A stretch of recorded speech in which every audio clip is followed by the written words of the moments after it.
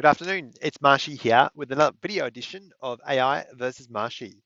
And yeah, it's a little late again. I think last week was one of the more challenging weeks as a twin dad.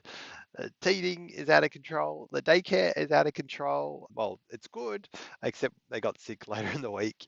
And yeah, it's been a challenge. And I guess one of the interesting parts about becoming a parent is, those first 0 to 6 months, you're just expected to function as a zombie. We're now in that 12 to 18 month period. And I'd say it's fair to say both myself and my beloved partner, Georgie, yeah, are feeling the heat. It's just a lot. But we're here today with the video edition of the newsletter. And if you're wondering where there is, you can go lukemarshall.net/newsletter. And this week is the penultimate edition before my annual 1 year anniversary birthday edition. And I thought after some of the themes that we covered last week, including some heavy stuff, I want to get it really practical this week and look at the differences between the free version, which is now available to everyone, and the paid version of ChatGPT. And so I used it for a number of use cases. One, including improving my LinkedIn profile. Two, turning a presentation or a social post. And three, using it to create a technical animated GIF. And in case you're wondering which version is for the free and which version is paid, free version is now ChatGPT 4, which is what most of us are using before, who were paying for it. And now the paid version is ChatGPT 4.0. And so let's compare the difference. First use case, I'm focusing on attracting more coaching clients second half of this year and also into next year. And my LinkedIn profile, by nature of being a generalist, is basically just a pastiche of all the things I've used to be doing. So what I can do with LinkedIn is grab a tool and use this tool here called, go to my profile, oh, click here, and what I can do is grab a full screen of the page. I can actually click it as a view as someone else in the settings, and that gives me a download of what my profile is. Then I can upload it into ChatGPT 4.0 and give it a prompt with what I'm seeking and give it feedback for about a better outcome. So that's what I did. And if we jump into what I really liked about it is, it gave me feedback, what to change, and some action steps.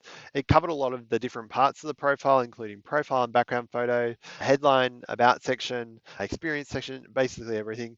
And when I said the feedback, it could be clearer and that it was basically a 5 out of 10, come on, do better, it actually got even more specific and gave me an implementation timeline and some final touches. I really liked it. It's quite a neat finish and pretty good for the new version. Chat GPT-4, the free version, it was lighter on the detail, a bit vaguer, and I think one of the things I've struggled to articulate in sort of using LLMs is that vagueness, and it became really evident after using 4.0 and then going back to 4. It gives you the detail, but not a nuanced and finer point level of detail, and that's what it did with this one. I was actually really surprised by how 4.0 was significantly faster and better than 4, and that when I went back to 4 I felt dissatisfied. And that's pretty interesting because I've been using 4 for a very long time, and that is crazy to notice. And that's what we call the Uber effect, where you get used to something happening with technology and now it's your expectation. I covered that in a presentation I did last week for a local client. So the second use case I want to walk through is turn my deck into a 5 slide carousel for a LinkedIn post. So I grabbed that presentation I just mentioned. Here it is here on the screen, and then told ChatGPT to basically, if I was to turn this into a LinkedIn post, which slides would you call out? Actually picked out the 5 best slides are the most relevant that I thought. And yeah, that's a pretty cool use case. And I've actually played with 4.0 now, uploading other decks. And yeah, the level of understanding it gives in terms of, okay, this is how you can beef it up. These are the main points. You can upload PowerPoints, Google Slides, PDFs, and it looks like it can understand these too, which is pretty cool. Third use case, I love using ChatGPT for technical things. So there was an ask in the Starter Story community that I'm a part of. Anastasia asked if there's an app for creating a GIF of code being typed out. This sort of visual where the code's getting typed is very common in coding education. It helps make the content less dry. So what I did is just ask ChatGPT, hey, could you do this with Apple scripts?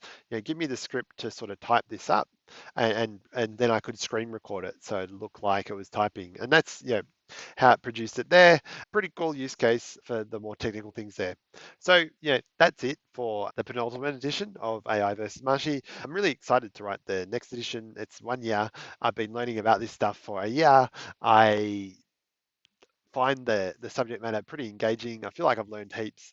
And next edition, I'm just going to share where I think it's going, what I've picked up, and sort of going deep on this stuff, and some parting thoughts about what's going to come for this year and what to get excited about. So if you aren't a subscriber and like the idea of a 1 year review of AI and what's been happening on the via the newsletter, you can again subscribe at lukemarshall.net/newsletter. Really enjoying this project and looking forward to shipping next week. Thank you. Have a good week.